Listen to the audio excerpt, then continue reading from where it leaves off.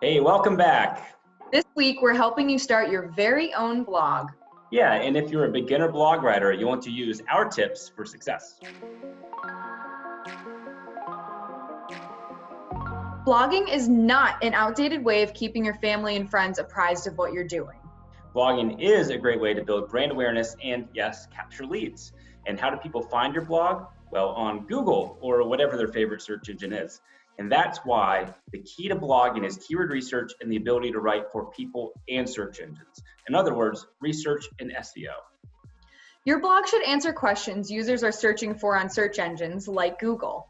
We aren't going to go into detail about successful SEO, but if you want to learn more, check out Learn with Oneupweb to access a free training.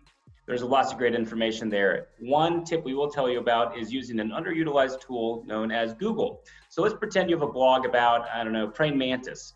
Try this. Search for a relevant topic like do praying mantis, and then check out what the autocomplete queries are that are showing up.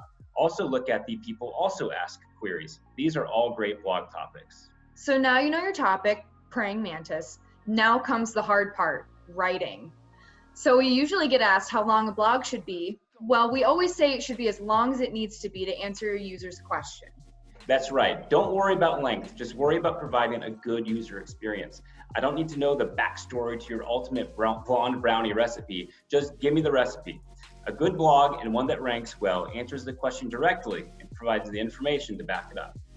If you're in a technical business, be sure to use words anyone can understand, or at least explain jargon you're using. And don't be afraid to get creative. Descriptive words can help readers visualize a concept and keep them engaged. Some additional tips for beginner blog writers are use pictures and videos whenever possible, and don't forget to promote your blog on social media. So that's all we have time for today, but we'll see you on the next Monday Marketing Minute. Bye.